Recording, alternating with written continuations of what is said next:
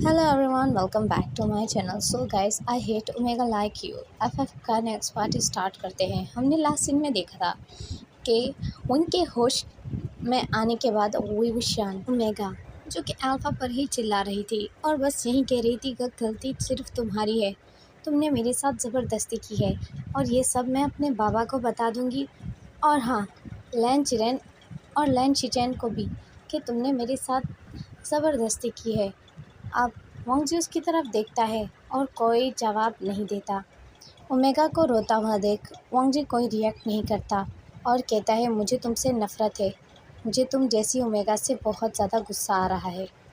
गलती सिर्फ मेरी नहीं है, तुम खुद मेरे पास आई थी। ओमेगा ने कहा, मैं पास नहीं आई थी। अगर मैं पास आ भी गई थी तो तुमने मेरे साथ फिर ज़बरदस्ती क्यों की? अब लैन वोंगजी ने कहा, मुझे गुस्सा मत दिलाओ और मैं इस बारे में बात नहीं करना चाहता। लैन वांगजी ऐसे कहने के बाद वहाँ से जाकर गुफा का रास्ता ढूंढने लगता है। अब वांगजी को बाहर का रास्ता मिल चुका था। मोइंग उसके पास आया और कहा, अब तुम्हें बाहर जाने का रास्ता मिल चुका है, पहले क्यों नहीं मिला था? वांगजी ने उसकी तरफ देखा और वोइंग ने उसके कॉलर से पकड़ लिया, उसके हंफू के, और कहा, तुमने जानबूझ के ये सब किया मेरे साथ। मुझे सब पता है, तुम जानबूझ के मुझे यहाँ पर लाए और उसके बाद ताकि हम दोनों के बीच में ऐसा हो, और तुमने मेरा फ़ायदा उठाया। लेकिन वांगजी ने ओमेगा के हाथों को दूर किया और कहा, मैंने कहा ना, मैंने जानबूझ के ये सब नहीं किया, मेरी गलती नहीं है। गलती नहीं है तुम्हारी? और ओइंग ने अपने हंफों को ठीक किया और रोते हुए अपने आंसू को साफ किया और कहा, मैं पूरे लैन कबीले में ये बता दूंगी कि तुमने मेरे साथ क्या किया है। अब वोइंग वहाँ से भागकर चली जाती है और वांगजी जो उसकी तरफ बस देखता रहता है और दिल में सोचता है, क्या मेरी ही गलती थी सारी? क्या तुम मेरे पास आने वाले में से नहीं थी? क्या तुम मेरे पास पहले नहीं आई थी? क्या सारी गलती मेरी है? इसीलिए मुझे नफ़रत है। I hate omega like you. So इसके बाद सीन शिफ्ट होता है वोइंग के ऊपर। वोइंग जो कि अब क्लाउड रेसेस में पहुंच चुका था और लैन वांगजी भी वहां से बाहर आ जाता है। लैन वांगजी जब अपने कबीले में जाता है तो कोई उससे कोई सवाल भी नहीं करता और सब कुछ नॉर्मल था। वांगजी अपने मन में सोचता है, कहीं वोइंग ने जाकर किसी को कुछ बता ना दिया हो। यहाँ सीन शिफ्ट होता है वोइंग पर, जो बाओ के सामने बहुत ज़्यादा रो रहा था। बाओ ने पूछा, क्या हुआ है? मैं इम्प्रेस ओमेगा, आप मुझे बताइए आखिर बात क्या है? आपका रोना ठीक नहीं है इतना।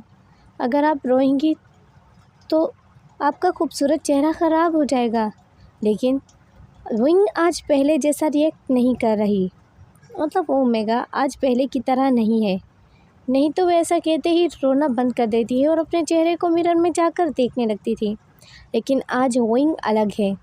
विंग जो बहुत ज़्यादा नॉटी ओमेगा है, लेकिन आज वो अपसेट है और वो बाओ को कुछ बताती नहीं उसके बारे में।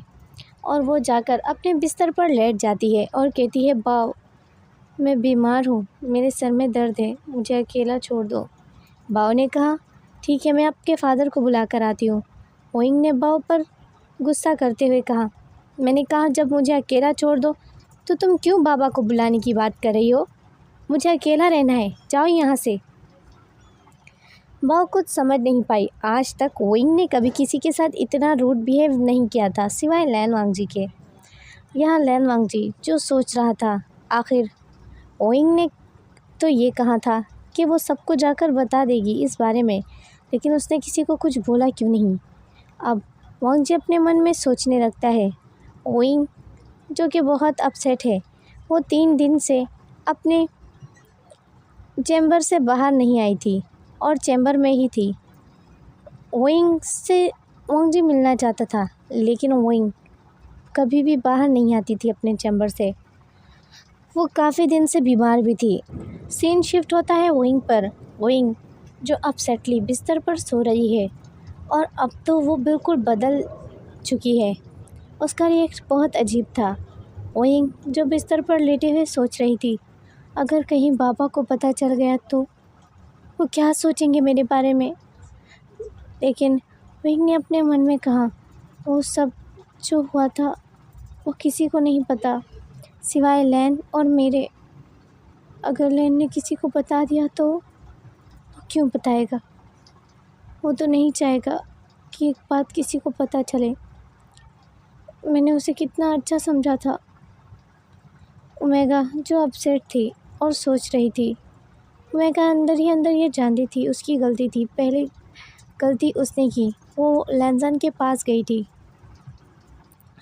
और ओमेगा जो बहुत ज़्यादा अपसेट होती है और वो रो रही थी, उसे बहुत अपसेट फील हो रहा है।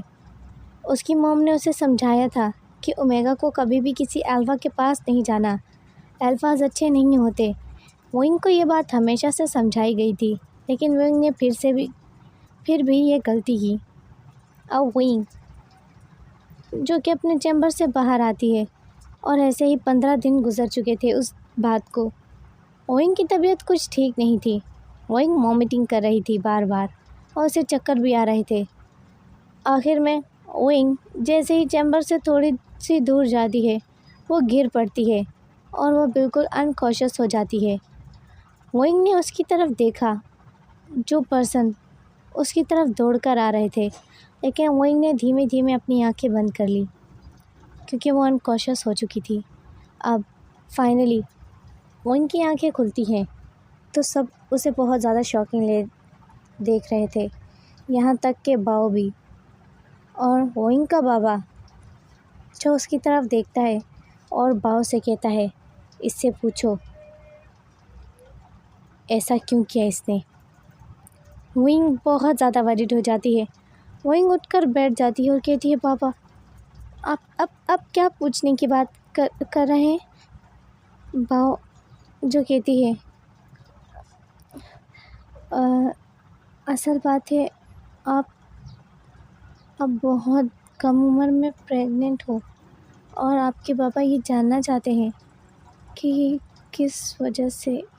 मेरा मतलब है आपका अल्फ़ा कौन है और आप किससे प्रेग्नेंट हुए हो।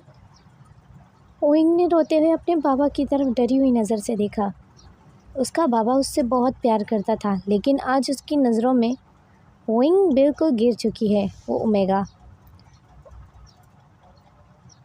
ओइंग ने रोते हुए कहा, बाबा मेरी गलती नहीं है। लेकिन उसके बाबा ने कहा, चुप रहो, तुमने मुझे कहीं का नहीं छोड़ा ओइंग, तुमने मुझे कहीं का नहीं छोड़ा। मैं चाहता था कि तुम्हारा रिश्ता लैन कबीले के साथ हो, लैन चिरेन या उसके छोटे भाई वांगजी के साथ, लेकिन तुमने मुंह काला कर लिया, पता नहीं किसके साथ। अगर ऐसा कुछ था तो तुमने मुझे पहले क्यों नहीं बताया। ओइंग से और रुका नहीं गया। ओइंग का बाबा उसके करीब आया और दोनों कंधों को कस के पकड़ा और उसे बहुत गुस्से से देखा और कहा, मेरी तरफ देखो, बताओ मुझे किसने किया है ये। ओइंग ने रोते हुए कोई जवाब नहीं दिया और आंखें बंद कर ली। ओइंग बहुत ज़्यादा घबराया हुआ था। उसके बाबा ने आज तक इतना गुस्सा उस पर कभी नहीं किया था। ओइंग बहुत ज़्यादा घबराई हुई थी। अब उसके बाबा ने उसे ज़ोर से झटकते हुए कहा, मैंने पूछा है किसका बच्चा है ये। ओइंग ने रोते हुए कहा, मुझे नहीं पता। ओइंग ने जब ऐसा कहा तो उसका बाबा हैरान हो गया। ओइंग के बाबा ने कहा, क्या कहा तुमने, नहीं पता। ओइंग ने रोते हुए अपनी आंखें नीचे कर ली और सिसकियाँ लेते हुए रोने लगा। ओइंग बहुत ज़्यादा रो रहा था। उसके बाबा ने गुस्सा करते हुए कहा, मैं आखिरी बार। लेकिन ओइंग ने कहा, मुझे नहीं पता। ओइंग ने बस ऐसा ही कहा। उससे जब भी कोई पूछता था वो सिर्फ यही कहता था, मुझे नहीं पता ये बच्चा किसका है। ओइंग की इस बात से, ओइंग के हमेशा के इसी जवाब पर अब उसकी फैमिली भी उससे दूर होने लगी और उसकी मॉम भी उससे बात करना छोड़ चुकी थी। और यहाँ तक के डैड भी, एक बाऊ ही थी जो ओइंग का ख्याल रखती थी। और ओइंग जो बहुत ज़्यादा अपसेट है। सडनली ही अचानक वहाँ पर लैन कबीले के कुछ लोग आते हैं और लैन कबीले के लोग जो कि उस कबीले में आते हैं तो बाऊ उसे बताती है क्या आपको पता है लैन वांगजी आया है और उसके साथ कुछ लैन डिसिप्लिन्स है और लैन स्टूडेंट। विंग को जब ये पता चलता है विंग ज़्यादा डर जाता है। विंग को बहुत ज़्यादा डर लग रहा था कहीं वो उसे बता ना दे, वो उसे ये ना बता दे उसकी फैमिली को कि सारी गलती विंग की थी। विंग इस चीज़ से बहुत ज़्यादा घबरा चुका था और विंग जो कि बहुत ज़्यादा डर जाता है और वो बाव को गले लग कर रोने लगता है। विंग बहुत ज़्यादा रो रहा था और विंग जो बहुत ज़्यादा डरा हुआ है, यहाँ लैनजान जो आता है और कहता है माफ़ कीजिएगा, मैं यहाँ बिना बताए आए हूँ, पर मुझे आपसे कुछ ज़रूरी बात करनी है। लेकिन क्लाउड रिजिस के लोग कहते हैं कि महाराजा बहुत ज़्यादा बीमार है और वो किसी से मिलने के लायक नहीं है। विंग बहुत ज़्यादा डर जाता है और बहुत घबराया हुआ था। वो बाव से कहता है बाव अगर लैन ने, लेकिन बाव से पूछती है आखिर बात क्या है, आप बताइए मुझे, आपको लैंस के आने से इतना डर क्यों लग रहा है। विंग ने रोते हुए बताया उसे असल बात ये है कि ये सब लैनजान की वजह से हुआ था। और बाव इससे शॉक हो जाती है और कहती है क्या लैनजान, मतलब सेकंड प्रिंस, ये बच्चा सेकंड प्रिंस लैन का है। विंग ने रोते हुए कहा हाँ उस दिन। लेकिन विंग आगे कुछ कह नहीं पाया। विंग इतना ज़्यादा डरी हुई थी, घबरा चुकी थी कि उसके मुंह से एक शब्द भी बाहर नहीं निकल रहा था। और विंग का ज़्यादा रोना बाव को बहुत ज़्यादा परेशान कर रहा था। अब काफ़ी देर विंग के रोने के बाद विंग वीक फील करने लगता है और वो बाव से कहती है बस कीजिए और मत रोइए। लेकिन विंग बेहोश होकर फ्लोर पर जैसे ही गिरता है, लैनजान अंदर आ जाता है और कहता है क्या हुआ है इसे, आखिर बात क्या है। अब विंग को इतना कमज़ोर देख और बहुत ज़्यादा डरा हुआ देखकर लैनजान अपसेट हो जाता है और कहता है मुझे माफ़ कर दो, मैं तुम्हें। लेकिन विंग को जैसे ही होश आया वो लैनजान से डर गया और वो डरते हुए सिर्फ ये कह रहा था मेरे बाबा को कुछ मत बताना, उसे कुछ मत बताना, मेरे माँ बापा को कुछ मत बताना।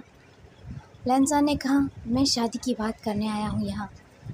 विंग ने उसकी तरफ रोते हुए देखा और कहा मुझे तुमसे शादी नहीं करनी, तुम बुरे हो। लैनजान ने गहरी सांस ली और वहाँ से चला गया और बाव उसकी तरफ गुस्से से देख रही थी। बाव को लैनजान पर बहुत गुस्सा आ रहा था। लैनजान उसकी तरफ जाता है और कहता है मैं तुम्हारे फादर से बात करना चाहता हूँ हमारी शादी के बारे में। वो विंग के फादर से मिलता है और कहता है मुझे आपकी ओमेगा से शादी करनी है। विंग का फादर क्या जवाब देता, और वो बहुत ज़्यादा घबराया हुआ था। विंग के फादर ने कहा पर हमारी ओमेगा में एक कमी है। लैनजान ने कहा मुझे फ़र्क नहीं पड़ता, पर मुझे आपकी ओमेगा पसंद है और मैं उससे शादी करना चाहता हूँ। लैनजान ने अपनी गलती नहीं मानी और ये तक भी नहीं कहा कि हाँ मुझसे गलती हुई थी, या तो कुछ भी ऐसा जिससे विंग इनोसेंट साबित हो सके। और यहाँ तक कि लैनजान ने ये भी नहीं कहा कि विंग उसके बच्चे की माँ बनने वाली है, वो बच्चा लैनजान का है। क्या लैनजान को पता नहीं है इसके बारे में? गाइस, मैं आप लोगों से एक क्वेश्चन करना चाहती थी। मैं इस स्टोरी को ख़त्म करते ही न्यू स्टोरी लाऊंगी, लेकिन वन शॉट। जितनी भी स्टोरीज़ आएंगी अब वन शॉट आएंगी। मैं आप लोगों को वन शॉट स्टोरी लाइव आकर सुनाऊंगी और आई होप कि आप लोग टाइम पर आ भी जाएंगे मेरे चैनल पर और आप लोगों को पसंद भी आएगी। तो प्लीज़ अगर आपको ये आइडिया अच्छा लगा है तो प्लीज़ लाइक कर देना और मुझे कमेंट में इसके बारे में ज़रूर बता देना। इसका नेक्स्ट पार्ट लास्ट पार्ट है, वो मैं कल ही अपलोड कर दूँगी, आपको ज़्यादा इंतज़ार करने की ज़रूरत नहीं पड़ेगी। ओके, वीडियो अच्छी लगे तो लाइक कमेंट और शेयर कर देना, मेरे चैनल को सब्सक्राइब कर देना। Bye bye.